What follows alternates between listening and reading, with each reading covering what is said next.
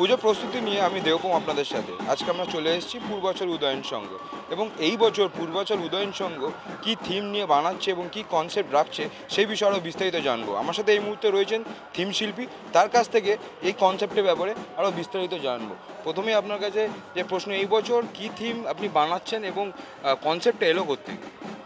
Actual আমি বহু বছর ধরে আমি কলকাতা দুর্গাপূজায় কাজ করছি। প্রত্যেক বছরই কিছু না কিছু একটা সামাজিক মেসেজ দিয়ে থাকি আমার কাজের মধ্যে থেকে।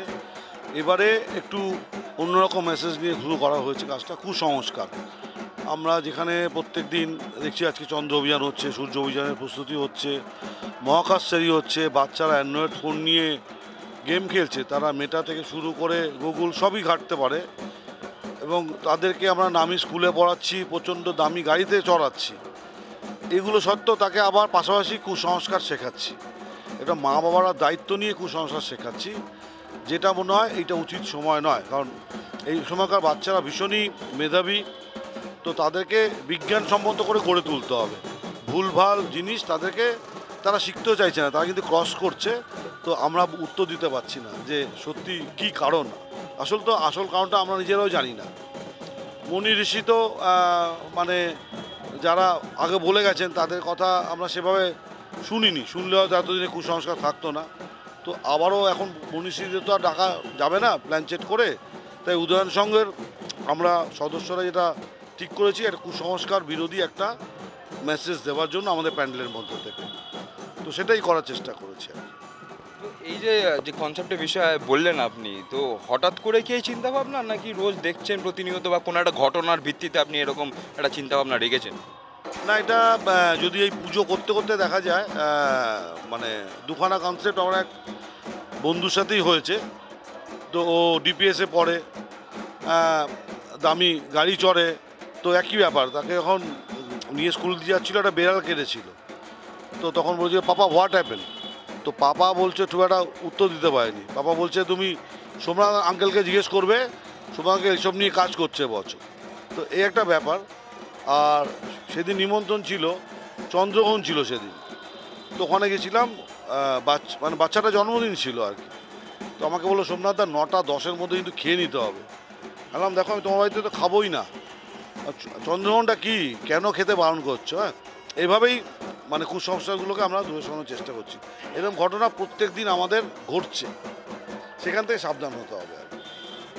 একেবারে। এবং আমরা দেখতে পাচ্ছি আপনি বিভিন্ন রকম যে আর্টিস্টিক ওয়ার্ক এবং কাজ এই মণ্ডপে তুলে ধরেছেন। কি কি বিগত মেটেরিয়াল ব্যবহার করেছেন এই মণ্ডপটাকে গড়ে তোলার জন্য? আসলে এবছর তো আমাদের যেটা জানা ছিল যে ভীষণভাবে বৃষ্টি হতে পারে, পূর্বাভাস ছিল জানা। তো সেভাবেই এমন কিছু মেটেরিয়াল ইউজ করছি যেগুলো কিনা যেগুলো আমাদের মানে বৃষ্টিতে খুব একটা ক্ষতি না হয়, সেভাবেই আমরা সিদ্ধান্ত নিয়েছি। একেবারেই আমরা সেই ছবি দেখতে পাচ্ছি, এবং এই পুরো মণ্ডপ জুড়েই কিন্তু রয়েছে। আমরা এই মুহূর্তে যাচ্ছি ক্লাব সদস্যর কাছে, ক্লাব সম্পাদকের কাছে। এবং তুমি বলো যে এই যে আমরা দেখতে পাচ্ছি যে বিভিন্ন রকম মেসেজ তুলে ধরেছো, একটু এই মেসেজগুলো এই কনসেপ্টের বিষয়ে বলো, এবং তোমাদের যে পুজো কত বছরে পড়লো এই বছর? প্রথমেই বলি, এটা দক্ষিণ পূর্বাচল উদয়ন সংঘ, পূর্বাচল উদয়ন সংঘ, এটা আমাদের 29তম বর্ষ। আমরা খুব ছোট থেকে শুরু করেছি। আমরা গত 4 বছর ধরে থিমে এসেছি, তার আগে আমরা সাবিকই ছিলাম।